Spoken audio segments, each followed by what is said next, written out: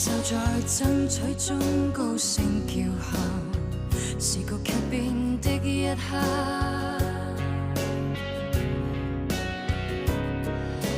當此刻一雙手被你緊握，不想知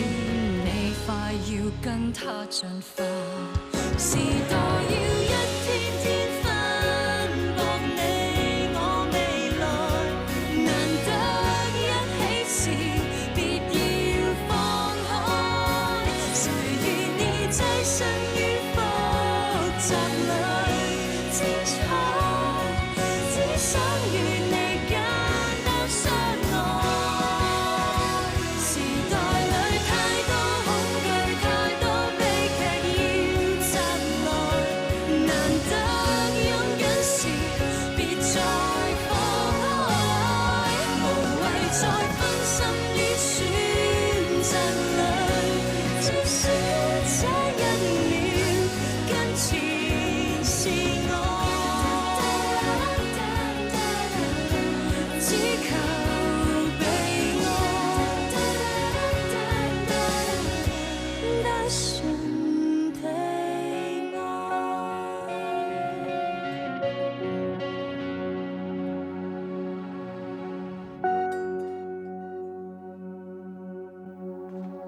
បើមិនឯងខ្ញុំទេខ្ញុំនឹងប្តឹងហើយយកសាសេមកចង្អុលមុខខ្ញុំតើហ៊ានដែរទេប្រាំមក បាទហើយជិនមួយសុយទីនេះជាប៉ុស្តិ៍ប៉ូលីសមិនជាផ្សារត្រីទេប្រយ័ត្នយើងចាប់ឯងយកទៅឃុំទៅ ខ្ញុំមិនបានធ្វើអ្វីខុសពិតមែន អ្នកប្រតិពីតកូលចុងមកប្រាប់យើងថានេះជាការយល់ច្រឡំឯងគ្រាន់តែមកផ្ដោតដំណឹងមិនបានមកបង្កភាពខ្វះខាតអ្វីនោះទេពេលនេះចាប់រឿងហើយទៅណាក៏ទៅពួកសទ្ធិចម្លែកមិននិយាយត្រឡប់ត្រឡិន ប្រាប់តាំងពីដំបូងតែគ្មានអ្នកណាជឿខ្ញុំទេ សុំទោសយើងច្រឡំ មិនចង់ទៅជួយជាមួយឯងទេយើងសុំតែមួយស៊ីយោ ហើ ហើយ យ បងសុយ មកវិញធ្វើអីមិនបានទៅជួយពួកគេទេស៊ីយោយ៉ាងម៉េចហើយ ខ្ញុំមិនដឹងទេថាបងត្រូវដោះលែងឬអត់ប៉ុន្តែខ្ញុំត្រូវតែប្រាប់យើងទៅយឺតបានជាសៀវយូ យ៉ាងម៉េចហើយ មិនទាន់ស្លាប់ពិតមែនតែពេលនេះនៅមន្ទីរពេទ្យ ហេតុអីក៏មិនទៅជួយទាន់ពេល កុំមកនិយាយអីទៅមើលគេសិនទៅ បងអត់បានការតែជួយអូនមិនបានសេយូបងសុំទោសជាកំហុសរបស់បង ស៊ីយោយ៉ាងម៉េចហើយពេលថារបួសលើរាងកាយមិនប៉ុន្មានទេតែរបួសណាត់គឺគួរឲ្យបារម្ភណាស់ទោះបីជាវាកាត់រួចតែអាចប៉ះពាល់ដល់ការនិយាយថែមទៀតណាបាននេះថាគេខ្លាចជាគួរឲ្យខឹងណាស់ខ្ញុំនឹងទៅសម្រាប់អាតាកញ្ចាស់នោះដុតស្រីបនចោល ណែលបងសុយស្ងប់អារម្មណ៍សិន ជា ទៅ ចេ បា ញ ន បា ទេ នមិនចង់ឈឺខ្លួនជាចេញទៅជាមើលសុយឈប់ប្រើកម្លាំងបាយស្ងប់អារម្មណ៍សិនទៅស៊ីយោប៊ីត្រូវស្លាប់ឲ្យខ្ញុំស្ងប់អារម្មណ៍ចាំមិនបានទៅមិនពាក់ព័ន្ធជាមួយលោកទេចង់និយាយយ៉ាងម៉េចក៏បានដែរអ្នកណាក៏បារម្ភពីគេដែរតែឈឺឆាវមិនអាចធ្វើអ្វីបាននោះទេលោកក៏មិនចេះដឹងខ្ញុំមានមធ្យោបាយហើយ មួយសុយឈប់សិន បងជាមនុស្សបែបនេះចូលចិត្តរែកពុនតែម្នាក់ឯងគិតថាខ្លួនឯងជាទេវតាតាមពិតមិនមែនទេបងជួបសេយូហើយតែមិនព្រមប្រាប់ពួកយើងទៅរឿងវាខ្លាចជាបែបនេះបងមិនបានអ្នកប្រុសចង់មកជួយសេយូនឹងតែជាយ៉ាងណាខ្ញុំមិនហ៊ានចង់គិតទេនឹងមកថាឲ្យអ្នកប្រុសទៀតអ្នកដែលធ្វើមិនត្រូវគឺបងនឹងហើយ បងជាអ្នកខុសបងនឹងងងឲ្យឈឺឆាវទៀតធ្វើអ្វីមិនចេះគិតស៊ីយោបងសុំទោសហើយគឺសុំទោសស៊ីយូដែរ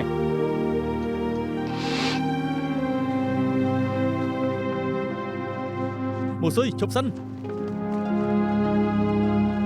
បងសុយបងសុយ ក៏មករវល់ជាមួយជើងអីយើងជាមនុស្សអត់បានការនៅក៏គ្មានប្រយោជន៍ដែរ សៀវយូបារម្ភពីប្អូនទើបនាងថាឯងនាងគ្មានចេតនានោះទេ យើងសុំនឹងឲ្យគេជេរលុយក៏គ្មានអ្វីក៏គ្មានដែរ មិនក៏មិនមកពីគ្រោះគ្នា មនុស្សដូចជាយើងនេះបើមិនតែប្លន់គេតើបានលុយមកពីណាទៅ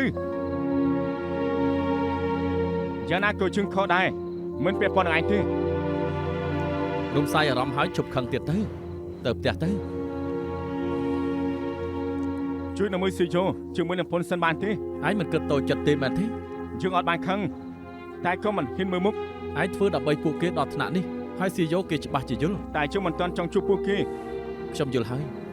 អញ្ចឹងខ្ញុំទៅមើលពួកគេសិនចូលមក លបងសៀ លបងសៀ មានអីចង់ខ្ញុំធ្វើទៀតទេ ណែវើយឯងធ្លាប់ប្រាប់ថាចង់ធ្វើកិច្ចការធំមែនអត់ពេលនេះឱកាសមកដល់ហើយចាំមើលថាឯងអាចធ្វើបានទៀត មើលរបស់លបងយើងគឺជាអ្នកលេងដូចគ្នាចង់ទៅរកស៊ីនៅសៀងហៃទើបចង់ប្រមូលមនុស្សពីហុងកុងទៅមកសួរយើងថាចាប់អារម្មណ៍ដែរទេមានអ្នកខ្លះក៏ចង់ទៅដូចគ្នាដែរ យល់ព្រមខ្ញុំទៅដែរ មិនក៏បងយល់ព្រមដោយមិនគិតបែបនេះចង់ទៅសៀងហៃមិនពិគ្រោះជាមួយសេយ៉ូសិនទេ ហុងកុងតូចប៉ុណ្ណឹងអាចធ្វើអ្វីបានចង់ធ្វើការធំត្រូវតែចិត្តហ៊ាន លបងនិយាយត្រូវតែសៀងហៃមិនមែនជាទឹកដីយើងបើសិនជាទៅមិនខុសពីយកជីវិតទៅបថុយនោះទេ បានហើយជើងមិនចង់មកខំឯងទេបើខ្លាចមិនចាំបាច់ទៅទេ អាស៊ុយអើយបើចង់ទៅសាងឋានៈនៅសៀងហៃអញ្ចឹងមុនទៅជួយការងារយើងជាលើកចុងក្រោយបានដែរទៀតទុកថាសងគុណយើងដែលជួយឯងកន្លងមកល្អទៀតជួយមើលស្អីទៅ អេ ឲ្យស្គាល់ទៀបខ្ពស់ខ្លះផងរឿងយើងអ្នកណាឯងលូកមាត់ហ៎ បានហើយទៅចាំនៅខាងក្រៅទៅ ខ្ញុំចេញទៅសិនហើយ លបងសៀពេលនេះខ្ញុំនៅជាកូនចៅលបងអាចខ្ញុំធ្វើអ្វីក៏បានដែរ មានមនុស្សទាស់គ្នាជាមួយនឹងពួកបារាំងម្នាក់ចង់ឲ្យយើងទៅបដៅបន្តិច មានរូបដែរទេមិនចង់បដៅខុស ពួកបារាំងភ្នែកប្រាក់នោះមុខមិនច្រឡំគេនោះទេ បារាំងឯង បានលុយច្រើនណាស់វើយនេះ100 យួនឯងសឹងតែមិនធ្លាប់ចាប់ទេមែនទេទុកថាយើងក៏ឯងមុនទុកថាជាថ្លៃឈ្នួលក៏បានថ្លៃធ្វើដំណើរក៏បាន ខ្ញុំដឹងថាអ្វីគួរអ្វីមិនគួរលើនេះខ្ញុំមិនចូលលុយទេតែខ្ញុំនឹងចាត់ការជូនលបងណា មិនយកពិតមែនទេ ណែជប់សិននៃជិះលេងទេបើមិនចូលឈួតសត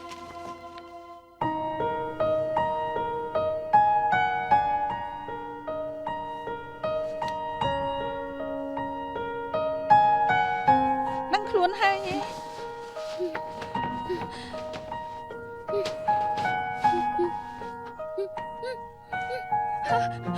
ឯងកុំខ្លាចអីបន្តិចទៅលេងអីហើយបងនៅទីនេះហើយបងជាបងរបស់ឯងណាចាប់បានទេសិននេះបងណា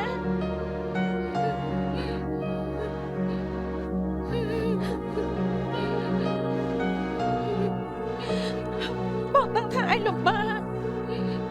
តែបងសន្យាតទៅនឹងមិនឲ្យអ្នកណាមកធ្វើបាបទៀតយើងនៅនៃជាមួយគ្នាយ៉ាងមានក្តីសុខគ្មានអ្នកណាមកពង្រត់យើងពីគ្នាបានទៀតទេ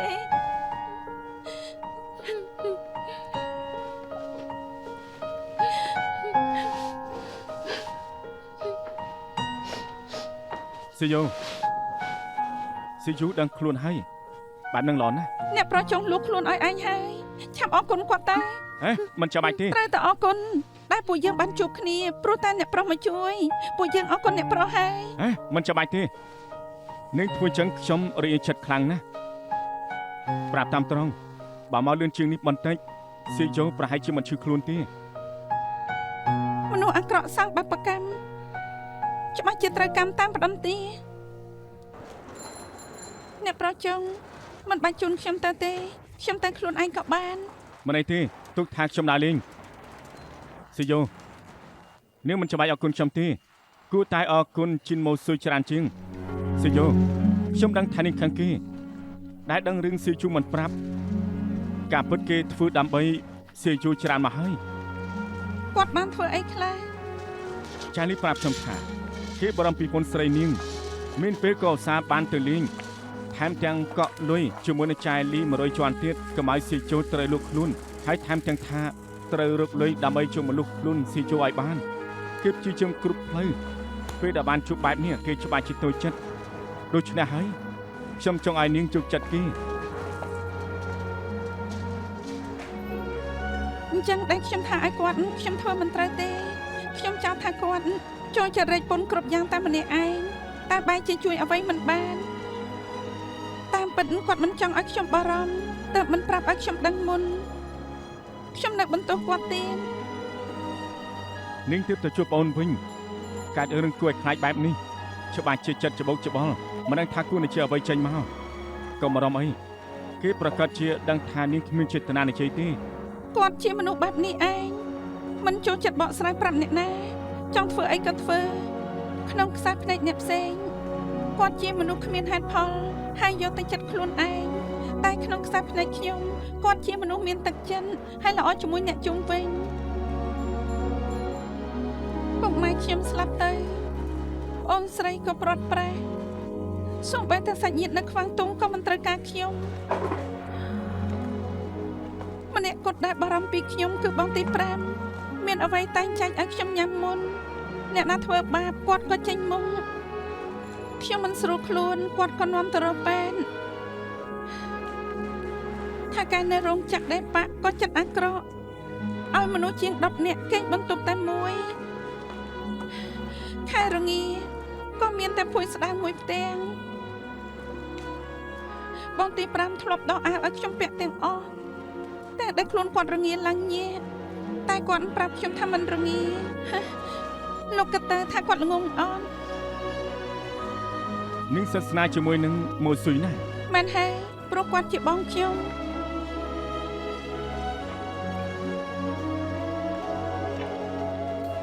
ត្រូវការស្គាល់តុក្កតាដែរទៀត នឹងចូលចិត្តរបស់បែបហ្នឹង ពីមុនពេលខ្ញុំមិនសប្បាយចិត្តបងទី5តែងទិញឲ្យខ្ញុំចង់ទិញទៅលួងគាត់វិញ លោកជ័យ មូស៊ុយមិនបាត់ទៅយូរម្លេះយាយបារម្ភណាស់ដឹងទេអង្គុយសិនទៅអាចជឿប្រាប់ថាឯងចូលប៉ុស្តិ៍ប៉ូលីសទៀតហើយអាមិនហើយ ក៏មិនរំអីខ្ញុំមិនអីទេណាលោកជ័យ ដឹងថាសៀវយោជួបប្អូនហើយមែនទេត្រូវគេយកទៅលក់តាំងពីតូចគួរឲ្យអាណិតណាស់ លោកយាយយើងត្រូវទៅពិធីចេញខែរបស់ចៅពូយ៉ងហើយ យាយទៅយកអាវឃ្លុំសិនហើយយកអាំងប៉ាវផង ចិនមូស៊ុយ យើងដឹងឯងចង់ជ័យយើងទៀតហើយ មែនហើយយើងសួរឯងនៅទុកយើងជាមិត្តទេយើងដឹងថាឯងប្រកាន់កិត្តិយសរឿងប្អូនស្រីសៀយោអាចចាត់ការខ្លួនឯងតើយើងជានរណាប្អូនសៀយោកាត់រឿងឲ្យយើងនៅស្ងៀមមិនបានលោកយាយប្រាប់ថាយើងគឺជាគ្រួសារតែមួយហើយឯងមិនគិតអញ្ចឹងទេ យ៉ងតាជឿឯងជួយខ្លួនឯងទេបើជឿមិននៅឯងជួយមួយស៊ីជូជាមួយនឹងពលគេទេ ហេតុអីនៅនិយាយអបមង្គលអញ្ចឹង ឯងតបសិនមក យ៉ាងណាក៏ជួយមើលស្រាប់ហើយ ឯងសន្យាហើយណា តើយើងទៅបានហើយ ហេលោកយាយចង់ទិញទៅក្រៅមែនទេ មែនហើយទៅជប់លៀងតិចនាងរកបាយញ៉ាំខ្លួនឯងទៅ ចាបងទី5ខ្ញុំមានរបស់មកឲ្យបងខ្ញុំខំចំណាយលុយ2ដងឲ្យអ៊ំលក់ស្ករធ្វើឲ្យថ្មីនេះគឺបងទី5មួយនេះគឺខ្ញុំហើយមួយនេះគឺសៀយូយើងនឹងនៅជាមួយគ្នារហូតទៅគ្មានថ្ងៃបែកគ្នាឡើយ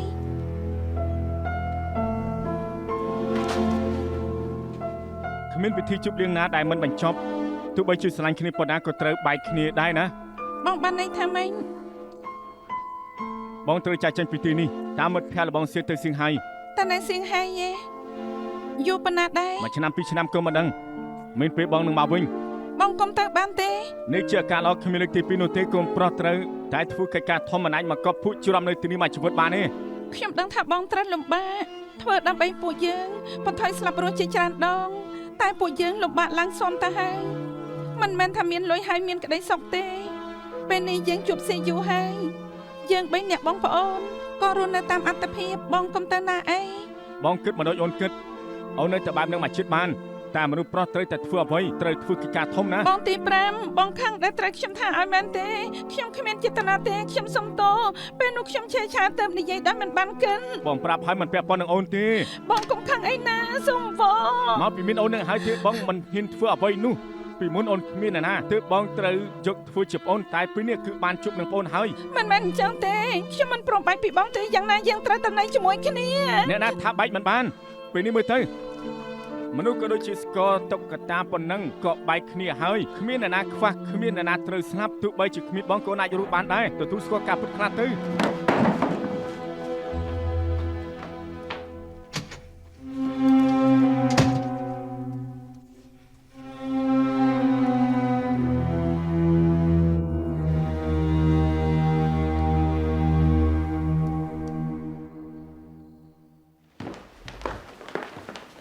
ចាយយើងអ្នកស្រីទី2អ្នកផ្សេងទៀតទៅណា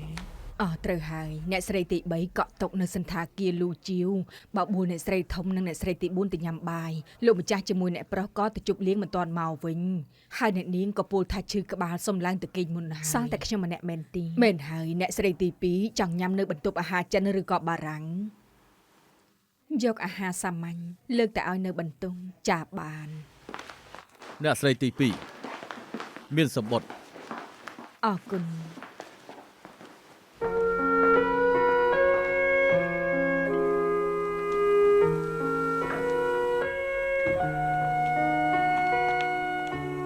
អ្នកស្រីទី2អ៊ំស្រីម្នាក់នោះសរសេរមកទៀតហើយយីហេតុអីអ្នកស្រីមិនព្រមបើកអានតួអ្នកស្រីមិនដែលតបសម្បត្តិគាត់តែគាត់ក៏ឧស្សាហ៍សរសេរមកហាជាអ៊ំស្រីគួរឲ្យស្រឡាញ់មែនគាត់មានទឹកចិត្តពិតមែនរាល់លើកពេលអានសម្បត្តិបានទទួលកម្លាំងចិត្តគ្រាន់ធ្វើឲ្យជីវិតមានន័យបន្តិចពេលខ្លះក៏ចាំសម្បត្តិពីគាត់តែយ៉ាងណាក៏ជាមនុស្សប្លែកមុខខ្ញុំមិនគួររំពឹងលើគាត់ពេកទេអ្នកស្រីចាំខ្ញុំទៅបើកទ្វារជូន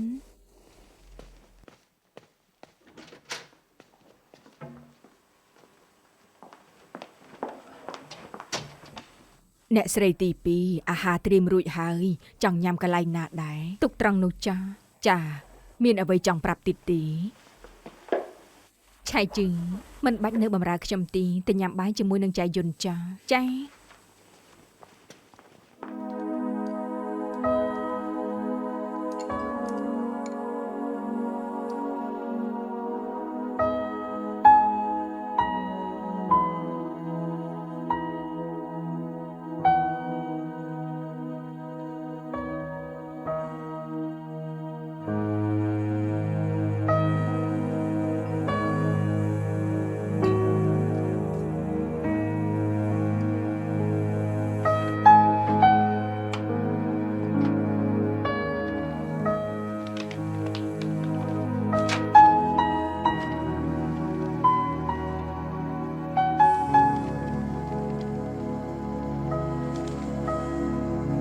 អ្នកនាងអឺជីនជាទីស្រឡាញ់មិនបានទទួលសម្បត្តិតពីអ្នកនាងសង្ស័យខ្ញុំប្រញាប់ផ្ញើមកធ្វើឲ្យអ្នកនាងធ្វើខ្លួនមិនត្រូវ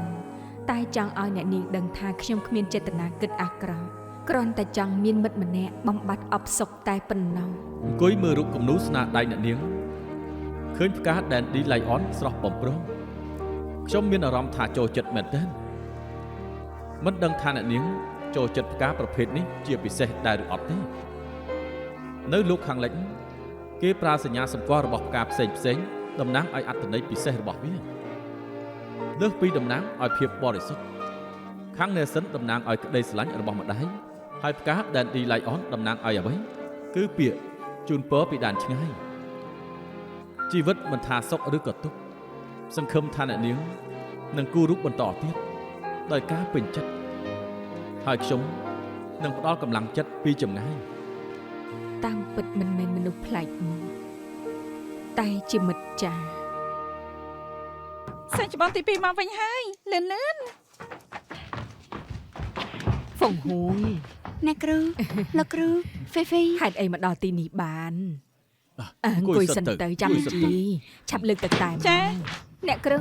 ស្អីហ្វុងហួងលាពីសិល្បៈយើងត្រូវហៅគេថាជឿជីនមែនហើយយើងត្រូវហៅថាជឿជីនមិនអីទេសត្វតែគ្នាឯងគ្រប់គ្នាប្រហែលជានឹកផ្ទះនៅសៀងហៃចង់ត្រឡប់ទៅវិញក៏មិនបានទើបខ្ញុំទិញរបស់ពីសៀងហៃមកឲ្យសង្ឃឹមថាអាចជួយបន្ថយការនឹកបានខ្លះនាងដំណាប់មកកាក់ដែលលោកគ្រូចូលចិត្តហើយនំល្ងនេះអ្នកគ្រូចូលចិត្តនិងនំគួយហួររបស់សិស្សច្បងធំអូមិនចាំបាច់ចំណាយលុយទេសាច់ច្បងទី2ទឹកតែអរគុណលើកក្រោយហាមហៅថាសិស្សច្បងទី2ត្រូវហៅថាអ្នកស្រីទី4មិនត្រូវទាំងអស់ត្រូវហៅថាម្ចាស់ក្រុមហ៊ីព្រោះលោកចុងទិញក្រុមយើងរួចហើយជឿជីនជាម្ចាស់ជាចវាយពួកយើងអ្នកគ្រូលោកគ្រូកុំនិយាយចឹងអីលោកគ្រូអ្នកគ្រូមានគុណលើខ្ញុំលើពីឪពុកម្ដាយទោះពេលនេះខ្ញុំរៀបការហើយតែក៏មិនបាច់ក្រាញ់ចិត្តខ្ញុំពេកទេខ្ញុំជាម្ចាស់ក្រុមពិតមែនតែលោកគ្រូនៅមើលខុសត្រូវដដែលបានហើយដឹងហើយជឿជីនជ្រុលជាមកហើយល្ងាចនេះញ៉ាំបាយជាមួយគ្នាទៅល្អទេមែនហើយយល់ព្រមល្អណាស់ចាំយើងទៅហាងកំងអាហារបានមកតុកយើងផឹកស៊ីជាមួយគ្នាបើមិនស្វឹងមិនឈប់ទេថ្ងៃនេះខ្ញុំទៅសិនហើយនេះសាច់ច្បងទី2ស្រក់សាច់មែនអ្នកណាថានៅសនុកហូបឆ្ងាញ់ប្តីក៏ស្រឡាញ់ស្គមជាមិនបានទៅអត់ទេជីជីនខ្ញុំថាទឹកមុខនាងស្លេកស្លាំងឬមួយទៅតែរៀបការមិនទាន់ទម្លាប់មែនទេអត់ទេខ្ញុំសុខសប្បាយកុំបារម្ភអី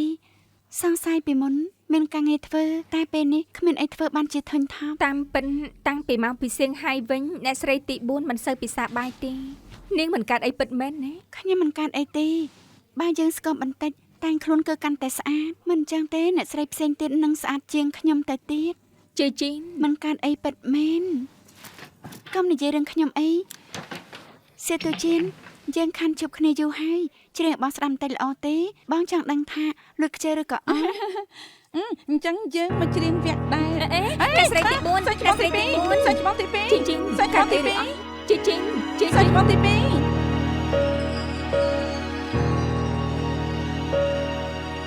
ជឿជីនដឹងខ្លួនហើយយេសុកក៏ខ្យល់កធ្វើឲ្យពួកយើងប្រហោងពួកអស់អ្នកស្រីទី4ទៅហៅពេទ្យពិនិត្យជីបចោលទៅល្អទេ មិនបាច់ទេខ្ញុំមិនកើតអីទេកុំបារម្ភអី ចង់ក្អួតទេឆាប់ទៅយកកន្ថៅមកចា មិនបាច់ទេមិនដឹងកើតអីឧស្សាហ៍ស្រីទឹកមាត់ចង់ក្អួតញ៉ាំអីក៏មិនចូលចង់តែរបស់ជូ ជឿជីនសុំសួរបន្តិចបានទេ យើងជាមិត្តនឹងគ្នាចាំឲ្យក្រាញ់ចិត្តធ្វើអី នាងមានទម្ងន់មែនទេ ខ្ញុំស្មានថាសុខភាពមិនល្អតាមពិតខ្ញុំមានទំនុនហើយ អបអរសាទរអ្នកស្រីទី4មានផ្ទៃពោះហើយ មិនតាន់ប្រកាសទេកុំអាតអអី មិន5ក៏ភ្លេចគិតតែពេលនិយាយភ្លាមក៏នឹកឃើញអាការៈបែបនេះច្បាស់ជាទម្ងន់ហើយខ្ញុំយកដំណឹងនេះទៅប្រាប់លោកគ្រូសិនហើយ ឆៃលីង តាមតែគេទៅដើម្បីឲ្យគ្រប់គ្នាអបអរដែរ បើជាការពិតប្រសើរណាស់ខ្ញុំក៏ចង់មានកូនឲ្យលបងដែរ សូមឲ្យនាងបានសំបំណងលោកចង់ស្រឡាញ់នាងពិតមែនតែបើចង់ឲ្យឋានៈថិតទេតោះតែមានកូនឲ្យគាត់ដែរ ហ្វីនាងជាមនុស្សបើកចំហដោយតួលខោនដែលសម្ដែងមិនស្មានថាចេះមកនិយាយបែបនេះជាមួយនឹងខ្ញុំ លើឆាកខ្ញុំជាតួឯកប្រុសតែក៏ពិតខ្ញុំជាស្រីខ្ញុំក៏ចង់ឲ្យមិត្តខ្ញុំមានក្តីសុខនឹងគេដែរ បើក្នុងភាពយន្តតួឯកប្រុសជួបតួឯកស្រីជាសេចក្តីសុខនៅទីបញ្ចប់តែបើជីវិតពិតក្តីសុខត្រូវស្វែងរកដោយខ្លួនឯង នាងទោះជានាងមិនទម្ងន់ក៏ត្រូវតែថែរក្សាសុខភាពឲ្យបានល្អដែរដឹងទេ ខ្ញុំដឹងហើយកុំបារម្ភអី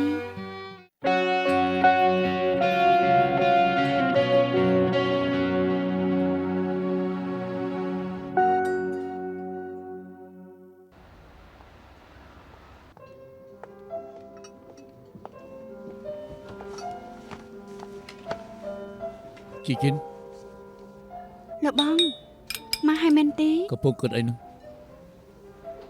សងប្រាប់ថាចង់ជួបជាមួយនឹងបងហើយមកដល់ក៏តានតឹងត្រូវនៅផ្ទះរករឿងទៀតហើយមែនទេ មែនហើយគាត់ធ្វើឲ្យខ្ញុំស្រីទឹកមាត់ចង់ក្អួតជួនកាលក៏រកវិលមកថែមទាំងខ្យល់កទៀតតាគួរឲ្យវេទេ អូមានទម្ងន់ណាមានទម្ងន់ប៉ុន្មាន លោកបងកុំអត់លើពេកអ្នកផ្សេងមើលមកហើយ ឲ្យពួកគេមើលទៅបងចង់ឲ្យគ្រប់គ្នាដឹងថាបងមានកូន មិនមែនជាលើកដំបូងឯណា តែជាកូនដំបូងរបស់យើងមិនស្មានថាលឿនដល់ថ្នាក់នេះ ខ្ញុំមិនតាន់ទៅជួបពេទ្យមិនតាន់ប្រកាសទេ ប្រកាសជាមាន ចង់បានកូនប្រុសឬកូនស្រី បងចង់បានកូនភ្លោះ ពិតជាលបលន់មែន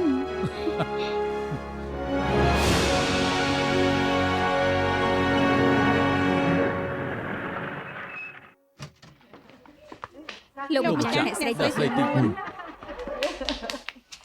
សួស្ដីអ្នកបងធំអ្នកបងទី3មកហើយហ៎ចាខុនហាល្ងាចត្រៀមហើយនៅ អូណែ រួចហើយ ប្រយ័ត្នប៉ះម៉ាក់ទី4ណាប្រយ័ត្នណាទៅរឿងដៃទៅ ឆៃហើ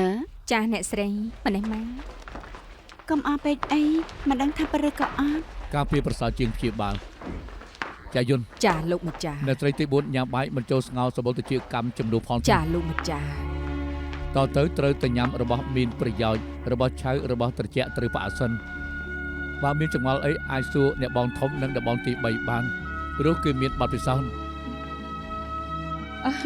ប្អូនទី4ច្បាស់ជាទម្ងន់ហើយអបអរប្អូនទី4ជាមួយលោកបងផង នាងទំងន់ពិតអី អបអរសាទរម៉ាក់ទី4អ្នកបងទី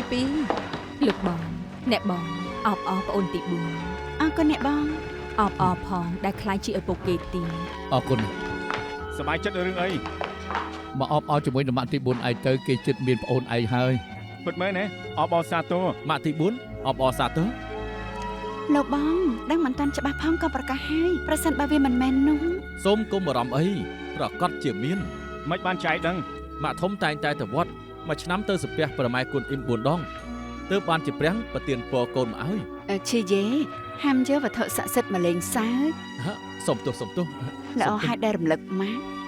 ប្អូនទី4ស្អែកទៅសំពះប្រម៉ែគុណអ៊ីមតិចទៅដើម្បីឲ្យលោកជួយថែរក្សានាងនិងកូនតាល្អទេចាបានហើយ អ្នកស្រីធំ ពេលវេលាដើរទៅមុខលឿនមែនកាន់តែជ្រួញហើយខ្ញុំសួរជាមួយគេមិនបានទៅ អ្នកស្រីធំ បើឈីសិនយកជាការបាន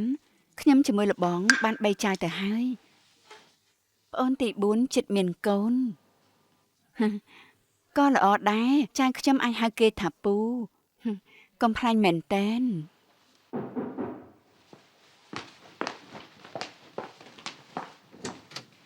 អ្នកស្រីទី3 អ្នកបងគេងនៅ យប់នេះប្រហែលគេងមិនលក់ទេ ព្រោះតែប្អូនទី4ទំងន់មែនទេអ្នកបង ចាយុនទៅគេងមុនទៅ ចាអ្នកស្រី ហើយនាងគិតថាជារឿងល្អដែរទេ ខ្ញុំមិនបានបញ្ឈឺទេសាកគិតមើលបើប្អូនទី4ទំងន់បានន័យថាមួយឆ្នាំនេះលោកបងនឹងមិនទៅរកគេទៀតអ្នកបងទី2ក៏ឈប់រវល់ហើយ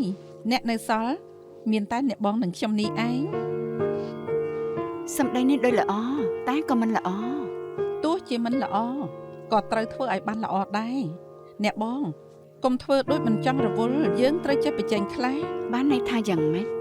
ឲ្យប្រជែងជាមួយនាងតាមែនទេ យើងពីរនាក់ត្រូវបញ្ចេញគ្នាទៀតណាយើងប្រៀបដូចជាបងប្អូនបងនិយាយម៉ាត់ណាគឺម៉ាត់នឹងគ្រប់យ៉ាងស្រេចតែបងទាំងអស់ខ្ញុំដឹងថាបងជាមនុស្សយុត្តិធម៌មិនយកប្រៀបខ្ញុំស្រាប់ហើយ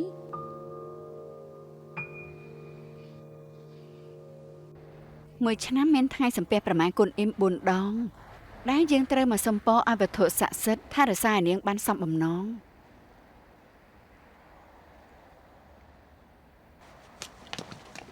ចាយុន ចា តែប្រាប់ចង្ភៅឲ្យធ្វើរបស់បំពន់ឲ្យអ្នកស្រីទី4ផង ខ្ញុំដឹងហើយអ្នកស្រី ឆៃលីងនាងត្រូវជួយមើលឲ្យបានល្អកុំឲ្យអ្នកស្រីទី4ធ្វើការអ្វីធ្ងន់អរគុណហើយដាក់បារម្ភខ្ញុំនឹងនៅផ្ទះមើលថែខ្លួនឯងពេលនេះខ្ញុំទំនេរចាំបង្រៀនហៅយាយច្រៀងហ៊ីតាបានទេគេចាប់អារម្មណ៍ហើយខ្ញុំក៏បាត់អបសុខផងហ៊ីក៏ជាសិល្បៈមួយដែរមិនត្រឹមតែជាអាជីពរកស៊ីទើបចង់ឲ្យហៅយាយដឹងឲ្យបានច្បាស់តែបើអ្នកបងថាមិនចូលចិត្តក៏មិនអីដែរអញ្ចឹងស្រាប់តែហៅយាយទៅចុះ ខ្ញុំធ្លាប់ប្រាប់ម៉ាក់ថាចង់រៀនច្រៀងហ៊ីម៉ាក់ក៏មិនថាអីដែរ ចាយុនពេលតំងន់ហើយយុននឹងឈីសិនធ្លាប់ដាក់របស់នេះជាប់ខ្លួនពេលនេះខ្ញុំឲ្យនាងខ្ញុំអរគុណហើយនាងមានទីយិតឲ្យត្រកូលចុងអ្នកណាក៏ត្រេកអរដែរគ្រួសារតែមួយសំខាន់ត្រូវចេះស្រឡាញ់គ្នាបើមានអ្នកណាធ្វើបាបនាងខ្ញុំនឹងរកយុត្តិធម៌ឲ្យ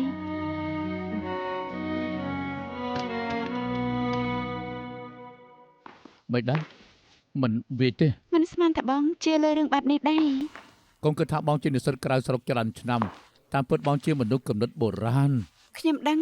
មិនអញ្ចឹងបងក៏គ្មានប្រពន្ធដល់តែ4នាក់ដែរ ព្រោះបងមិនទាន់ជួបស្នេហ៍ពិតនឹងណា ហាជាលេសដែលស្ដាប់ចូលទៅជាអាចប្រើច្រាំដាតបាន ព្រោះអ្វីទៅ ជួបអ្នកនេះក៏ស្រឡាញ់ជួបអ្នកនោះក៏ស្រឡាញ់បាននិយាយច្រាំដែរហ្នឹងណា អើយអូនគិតថាវាងាយស្រួលអីដែលជួបនារីល្អសមនឹងឲ្យស្រឡាញ់នោះ អ្នកណាតែដឹងនោះអ្នកខ្លះខិលមិនចេះគ្រប់គ្រាន់ទេ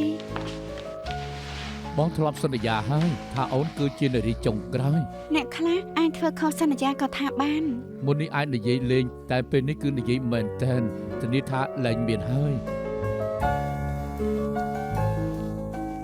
ស្អែកនេះបងណាត់ជាមួយពេទ្យវាងចង់នាំអូនទៅពិនិត្យបន្តិច តែពិនិត្យនៅមន្ទីរពេទ្យអី គេជាពេទ្យសម្ភពដែលល្បីជាងគេនៅទីក្រុងហុងកុងនេះ ដឹងថាបងស្រឡាញ់ខ្ញុំតែបងមានការងារច្រើនស្អែកមិនបាច់ទៅក៏បានមានឆៃលេងគ្រប់គ្រាន់ហើយ បងចង់ទៅជាមួយអូនមិនល្អទេ ខ្ញុំដឹងហើយថាបងស្រឡាញ់ខ្ញុំតែការងារក៏សំខាន់ពេលនេះទៅតំងន់បងក៏រំភើបហើយបន្តិចទៀតមិនកាន់តែយ៉ាប់ទេ អូខេបើសិនជាអូនមិនចង់ឲ្យបងទៅធ្វើការ អញ្ចឹងរឿងនៅត្រីទី4តំគុណតើឯងមិនដឹងទេតើទៅមិនឋានធ្វើអីទេត្រូវឲ្យគ្រប់គ្នាចេះប្រយ័ត្នផង បាទចែកខុនប្រាប់ឲ្យក្មេងៗប្រុងប្រយ័ត្នហើយ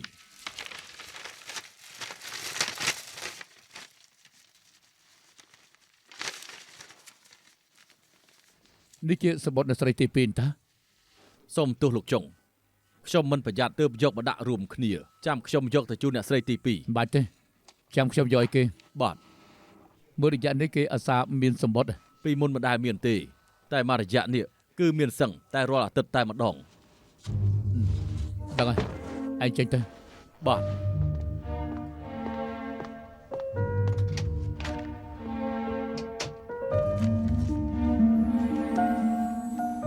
ជូនចំពោះននាងអើយាងជាទីស្រឡាញ់សរសេរមកម្ដងទៀតព្រោះចង់សួរថាននាងសុខសប្បាយឬអត់មួយរយៈនេះអាកាសធាតុត្រជាក់កុំភ្លេចពេលអាវអាក្រាស់ក្រាស់ឲ្យដូចជាកន្លងមកទោះជាខ្ញុំនៅឆ្ងាយក៏ជូនពរឲ្យននាងមានសេចក្តីសុខគ្រប់ពេល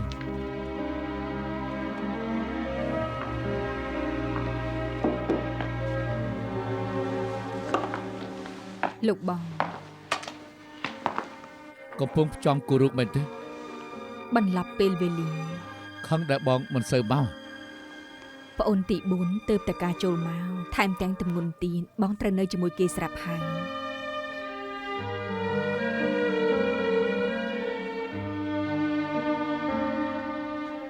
បងគ្រប់គ្នាក្នុងផ្ទះចិត្តលីដោយអូនផ្ទះនេះប្រហែលជាគួរទៅនៅណា បងមកយូរហើយឲ្យឆៃជឺចាក់ទឹកតែមកជូនទី មិនបាច់ទេមានរឿងចង់ឲ្យជួយបន្តិចស្អែកចង់ឲ្យនាំជាជិនទៅពិនិត្យនៅមន្ទីរពេទ្យព្រោះនៅក្នុងផ្ទះនេះអូនចិត្តលីជាងគេបើប្រគល់ឲ្យអូនបងទុចិត្ត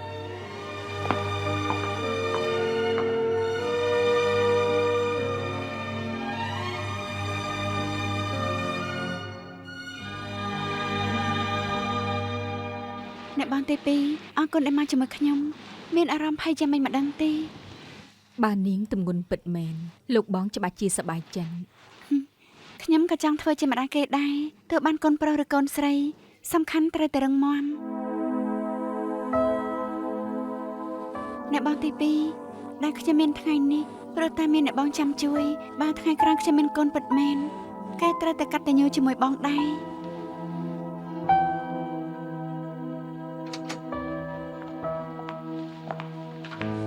អ្នកស្រីទី4អញ្ជើញចូលជួបប៉ែន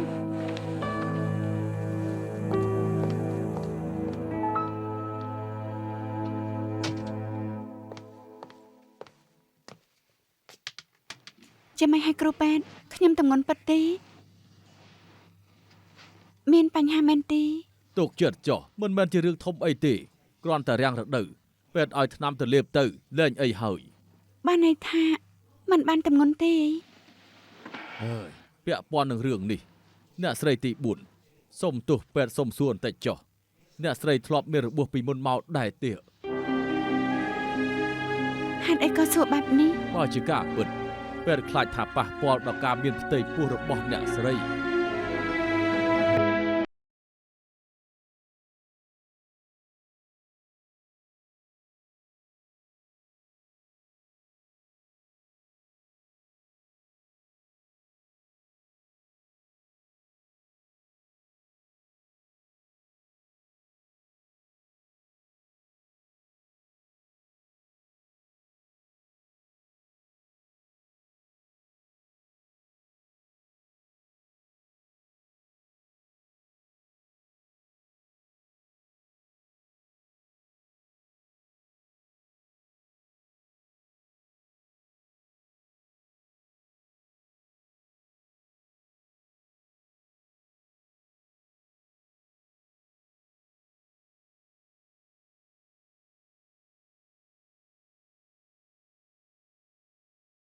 ប្អូនទី2ប្រញាប់ឡើង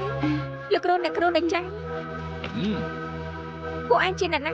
មិនពាក់ព័ន្ធនឹងនាងទេក្រោយចេញទៅស្រីចង្រៃតកែឈិនជើញនាងហូបបាយនាងបាយជាហ៊ានចាស់ស្រាដាក់គាត់នាំខ្លួនទៅ ពួកឯងចាំធ្វើស្អីឡើងឡើងឡើង ហាប់នាំទៅ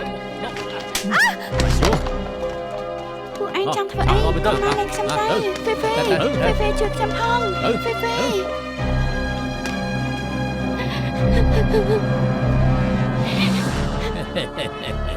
កាច់រឹកកាច់រៀងធ្វើអីចុងក្រោយក៏គិតមិនផុតពីកណ្ដាប់ដៃយើងដែរតែមិនស្មានថានាងនៅស៊ីន យើងស្មានថាអ្នកផ្សេងស៊ីពងក្រហមនាងយូរហើយ មនុស្សកំរត់ គាត់បើណាស់នៅសុកមិនចង់ត្រូវទៅចឹងយើងសប្បាយចិត្តឲ្យអស់ដៃដល់មានពួកឯងម្ដង អើយចាអរគុណលោកបង កុំណាកុំ មក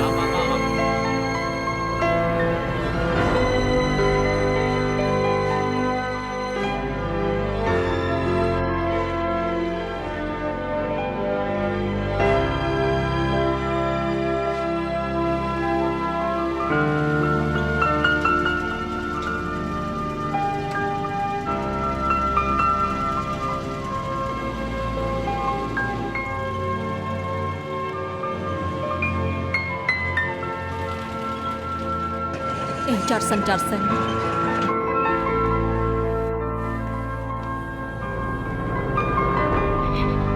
អូនទី4 អ្នកបង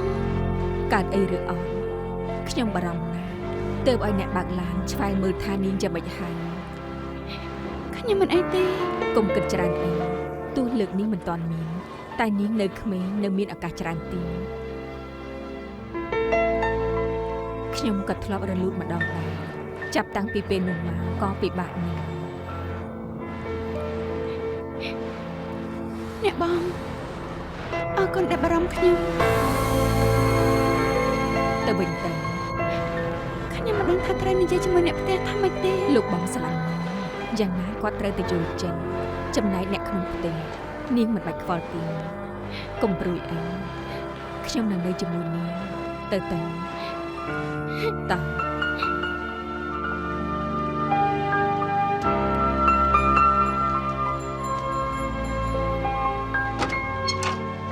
អ្នកស្រីទី2អ្នកស្រីទី4អញ្ជើញមកវិញហើយ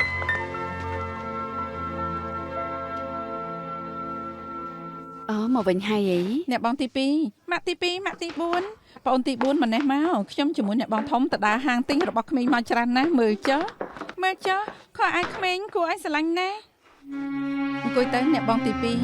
2 ចាំមិនហើយពេទ្យថាម៉េចខ្លះតម្ងន់បានប្រហែលខែហើយប្អូនទី4នាងស្រកសាច់ទឹកមុខក៏មិនល្អដូចជាខ្វះការបំពន់តែខ្ញុំទិញមកឲ្យហើយ មិញនេះប្រាប់ថាហន់ចង់ទៅសម្រាប់សិនល្អទី កូនដំបងណាវាហត់បន្តិចហើយចាយុន ចា ឲ្យចុងភៅស្ងោរថ្នាំរក្សាគភ៌ឲ្យផង ចា ខ្ញុំជាមួយប្អូនទី3មានប័ណ្ណពិសោធន៍ទោះរបស់មិនប្រាប់ពួកយើងក៏ត្រូវតែជួយមើលថែដែរអរគុណហើយដែលបារម្ភតែគ្រប់គ្នាមិនបាច់បារម្ភទៀតទេព្រោះគ្រាន់តែរាំងរដូវខ្ញុំមិនបានតម្ងន់ទេហា គ្មានតម្ងន់បានន័យថា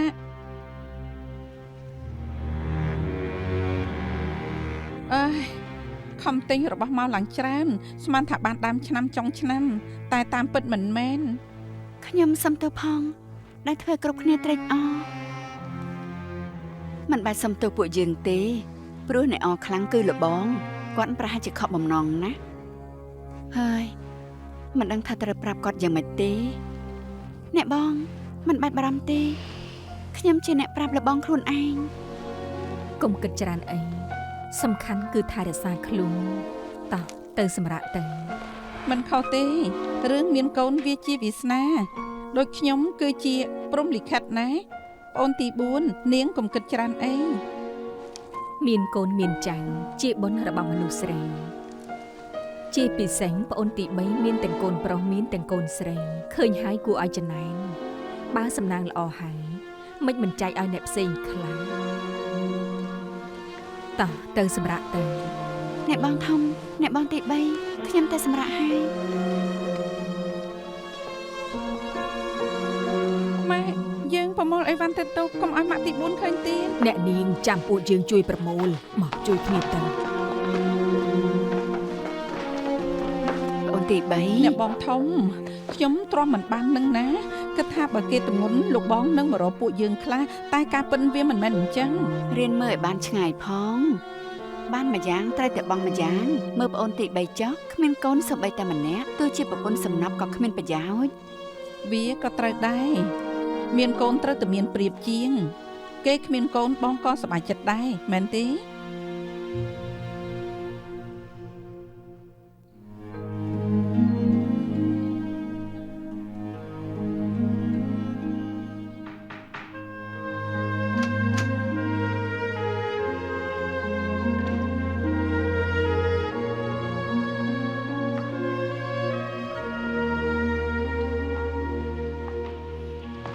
អូនកាត់អើយគេក៏មិនគេហើយក៏បើកភ្លើងចោលកំពុងគិតអីនេះចាយយន្តប្រាប់ថាអូនមិនចុះទៅញ៉ាំបាយអត់ឃ្លានទេបងឲ្យគេស្ងោរមីឲ្យ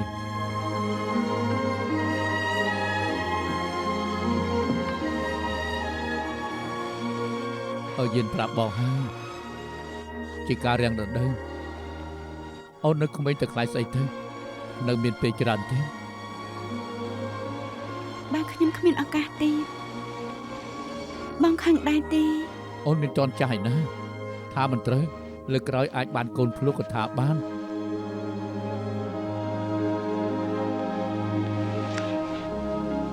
បងនិយាយលេខទេកុំដាក់សម្ពាធឲ្យខ្លួនឯងអីណាបងមានកូនច្រើនអ្នកហើយពេលស្លាប់ទៅក៏ដូនតាមិនបន្ទោសបងដែរទោះជាអូនគ្មានកូនក៏វាមិនអីដែរព្រោះនៅមានបងគ្មានកូនក៏អូននៅមានប្តីដែរថា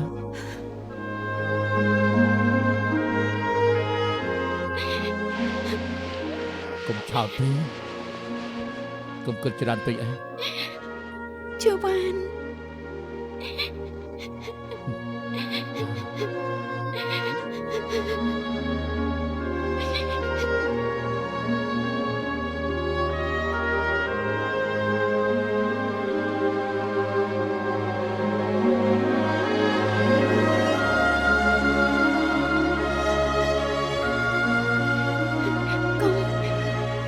កុំធ្វើបាបខ្ញុំអីកុំ កុំចឹងអីកុំចឹងខ្លាចមានបងនៅទីនេះហើយបងនៅជាមួយអូនខ្លាចអីទេគ្មាននរណាធ្វើបាបអូនទេបងនឹងការពារអូន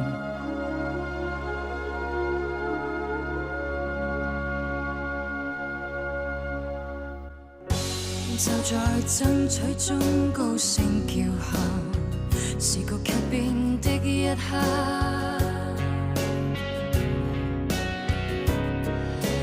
當此刻一雙手被你緊握，不想知你快要跟他進化，時代要一天天分薄你我未來。難得一起時，別要放開。誰願意置身於複雜裏？